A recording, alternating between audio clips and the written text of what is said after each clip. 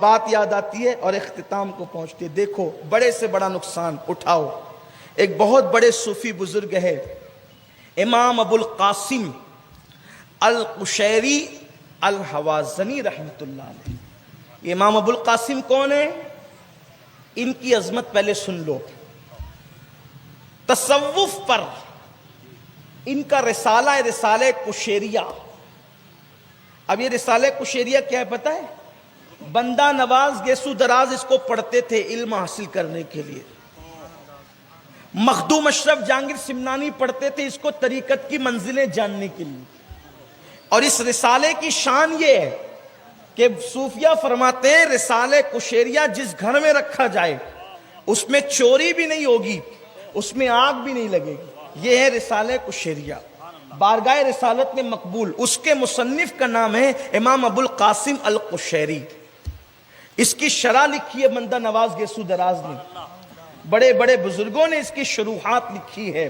امام غزالی جیسے لوگ اس کو پڑھتے ہیں، شیخ ابو طالب مکی جیسے لوگ اپنی کتابوں میں اس کا حوالہ دیتے ہیں. شیخ شہاب الدین عمر سہروردی جیسے لوگ، حضرت بابا فرید الدین گنج شکر جیسے لوگ، سرکار غریب نواز جیسے لوگ اس کتاب کو اپنے مطالعے میں رکھتے ہیں. اب اس سے پتا چلا کہ جس کتاب کی اتنی اہمیت ہے کتاب کے مصنف کی اہمیت کتنی ہوگی. یہ امام ابو القاسم کشیری ہے. لیکن آپ کی معلومات کے لیے بتا دوں، اہل علم جانتے ہیں کہ یہ کسی مدرسے میں پڑھا ہوا عالم نہیں ہے.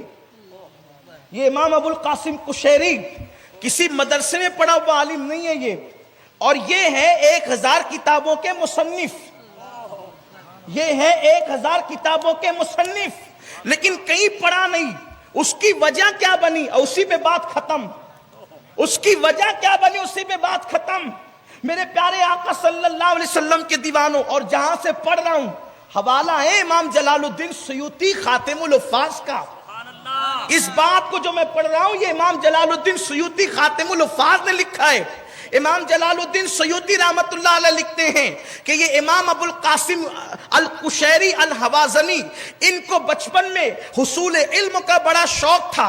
اتنے علم کا ذوق و شوق تھا کہ آپ نے اپنی امی سے کہا امی جان میں علم سیکھنے کے لیے دوسرے شہر جانا چاہتا ہوں تاکہ علم کی پیاس بجھا سکوں. ماں نے کہا ٹھیک ہے بیٹا جا.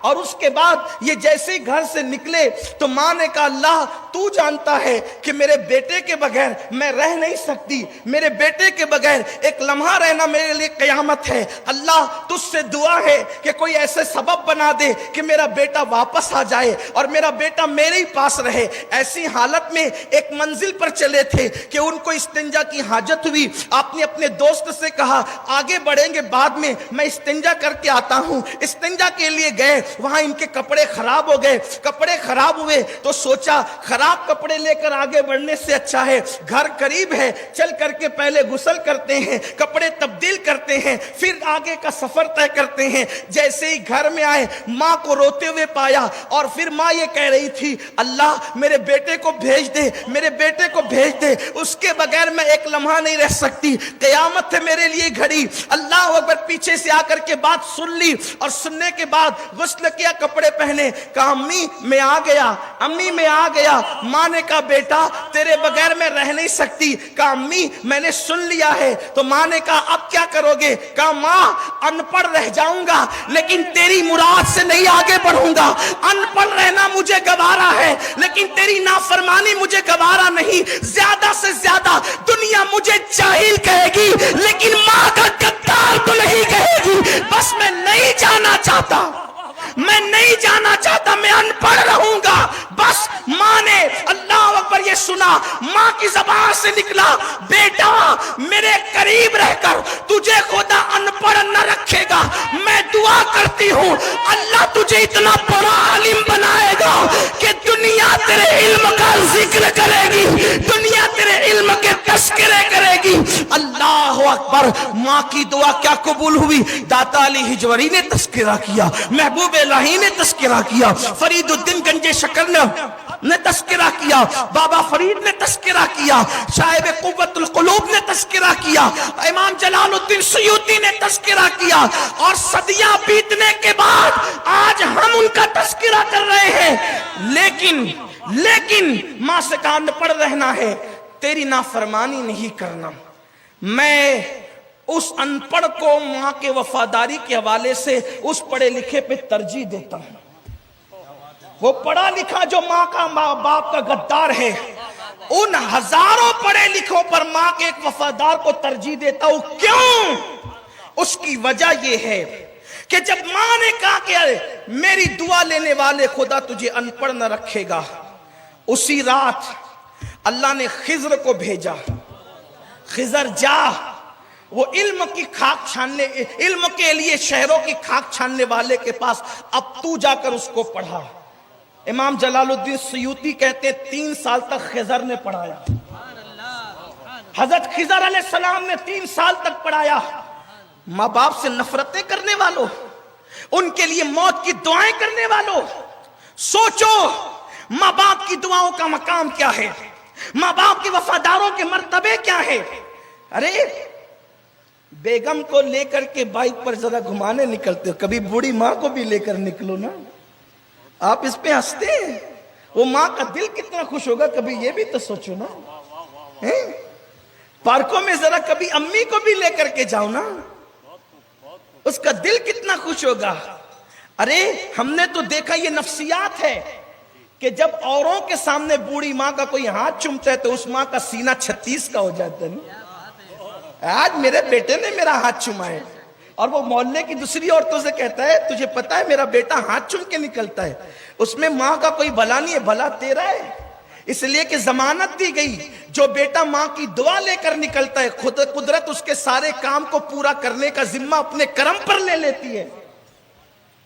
جو دعا لے کے نکلتے ہیں ان کے کام رکتے نہیں ہیں، ان کے کام پورے ہوتے ہیں۔ اللہ نے خضر کو بھیجا۔ خضر کون ہے یار؟ جہاں جناب موسیٰ جاتے ہیں علیہ السلام، اس خضر کو بھیجا امام قشیری کو پڑھانے کے لیے، امام بنانے کے لیے قشیری کو بھیجا، قشیری کے پاس پڑھانے کے لیے حضرت خضر کو بھیجا۔ خضر آئے، 3 سال تک اتنا مضبوط پڑھایا کہ یہ بن گئے امام القشیری۔ امام القشیری اب انہوں نے لکھی 1000 کتاب۔ ابھی بات ختم نہیں ہوئی، ماں کی دعا حاصل کر کے یہ عالم بننے والے قشیری کا تذکرہ ہم نے چھیڑا ہے، ذرا آگے دھیان سے سنیں۔ 1000 کتنی کتابیں لکھی؟ 1000 کتابیں لکھی، ہزاروں مریدین ہوئے، ہزاروں شاگردوں کو پڑھایا، اور وہ ہزاروں کتابیں لکھ کر رسالے قشیریہ اور چند کتابوں کے علاوہ 1000 کتابیں ایک پیٹی میں بند کیا۔ بند کرنے کے بعد سب سے معتبر اور معتمد خلیفہ کو بلایا، بیٹے جا اور یہ 1000 کتابوں کا صندوق لے جا کر کے دریا میں ڈال دے، اس کو لے جا کر دریا میں ڈال دے۔ یہ شاگرد تھا لالچی، اس نے سوچا 1000 کتابوں کا ذخیرہ اور دریا میں ڈال دوں، پانی میں ڈال دوں، خزانہ علم کا ضائع کر دوں۔ ارے تالا توڑ کے پڑھوں گا تو کتنا بڑا، کیا کیا لکھا ہوگا استاد نے، استاد ابو القاسم نے کیا کیا لکھا ہوگا۔ ابن الجوزی ان کو استاد لکھتے ہیں، جنہوں نے ان سے نہیں پڑھا وہ بھی ان کو استاد لکھتے ہیں، بڑے بڑے صوفیہ ان کو استاد، یہاں حد تو یہ کہ داتا علی ہجوری بھی ان کو استاد ابو القاسم لکھتے ہیں۔ جس نے پڑھا ہی نہیں، جو شاگرد ہی نہیں بنا کس کا دنیا اس کو استاد لکھ رہی ہے، داتا صاحب جیسا استاد لکھ رہا ہے۔ یہ ماں کی دعا کا اثر، ماں کی دعا۔ 1000 کتابیں دی، جاؤ دریا میں ڈالو۔ وہ شاگرد گیا، گھر میں کتابیں چھپا دی، آیا سرکار دریا میں ڈال دی کتابیں، کیا دیکھا؟ کچھ نہیں، دریا میں ڈال دی۔ کہا جھوٹا ہے تو نے دریا میں نہیں ڈالا، تو نے دریا میں نہیں ڈالا۔ پھر کہا ٹھیک ہے ڈال کے آتا ہوں، پھر گیا ڈال دیا۔ سرکار کیا دیکھا؟ کہا کچھ نہیں، پانی کی ایک جھپک اٹھی اور اس کے بعد بیٹھ گئی۔ کہا جھوٹ بول رہا ہے تو نے نہیں ڈالا، تجھے کہتا ہوں دریا میں ڈال ورنہ نقصان اٹھائے گا۔ ٹھیک ہے، گیا، ہمت کر کے دل پہ پتھر رکھ کر 1000 کتابوں کا صندوق دریا میں ڈالا۔ جیسے پل پہ کھڑے ہو کر کے دریا میں ڈالا، ایک غیبی ہاتھ نمودار ہوا، ایک غیبی ہاتھ نمودار ہوا۔ اس نے صندوق پکڑا اور وہ ہاتھ دھیرے دھیرے دریا کے اندر چلا گیا. اس نے کہا اللہ کی عزت کی قسم دے کے پوچھتا ہوں بتا تو کون ہے؟ اس نے کہا ابو القاسم قشیری کی کتابوں کا محافظ ہوں. ابو القاسم قشیری کی کتابوں کا محافظ ہوں. دریا میں ڈال دی گئی کتاب. شاگرد آیا, آنے کے بعد کہنے لگا سرکار اتنی محنتوں سے کتابیں لکھی اور دریا میں ڈال دی, دریا میں ڈال دی. امام ابو القاسم قشیری کو اس نے کہا تو صحیح, آپ نے فرمایا ذرا اس سے پوچھتا نا جو محافظ تھا میری کتابوں کا, تو وہ کتابیں کب کام آئے گی, اس سے پوچھتا تو صحیح. شاگرد نے پوچھا اللہ کی عزت کی قسم بتا ابو القاسم قشیری کی کتابوں کے محافظ بتا یہ کتابیں اب دریا میں گئی تو کام کب آئے گی؟ تو کہا سن, جس وقت قیامت کے قریب حضرت عیسیٰ علیہ السلام زمین پہ نزول کریں گے تو چونکہ نزول عیسیٰ اس وقت ہوگا پہلے زمین پر ساری اسلامی حکومتیں ختم ہو جائے گی, علماء کو شہید کر دیا جائے گا, کتابوں کو زمین دوز کر دیا جائے گا, کتابوں کو ختم کر دیا جائے گا. یعنی پہلے کفر کا ایک دور ہوگا, پھر اس کے بعد اسلام کا دور آئے گا. تو جب جناب عیسیٰ آئیں گے اور مسلمانوں کا غلبہ ہو جائے گا تو اس وقت اب شریعت محمدی کیا ہے اس کو معلوم کرنے کے لیے لوگ کتابوں کی تلاش میں ہوں گے, لوگ کتابیں ڈھونڈیں گے. وہ جناب عیسیٰ سے کہیں گے عیسیٰ شریعت محمدی ہے کیا, تعلیم مصطفیٰ ہے کیا؟ ساری کتابیں تو اگلے لوگ جلا چکے, ساری کتابیں تو اگلے لوگ ختم کر چکے, اب ہم سیرت محمدی دیکھیں تو کون سی کتاب, شریعت محمدی دیکھیں تو کون سی کتاب؟ تو حضرت عیسیٰ اللہ سے کہیں گے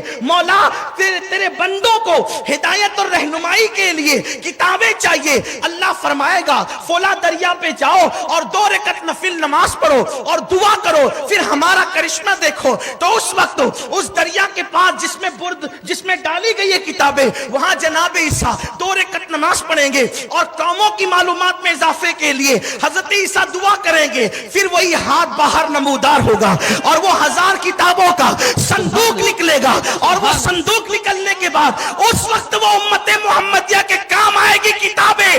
تو اس وقت جناب عیسیٰ کہیں گے حضرت عیسیٰ کہیں گے جبریل سے, جبریل ان کتابوں کا مصنف کون ہے؟ ان کتابوں کا مصنف کون ہے؟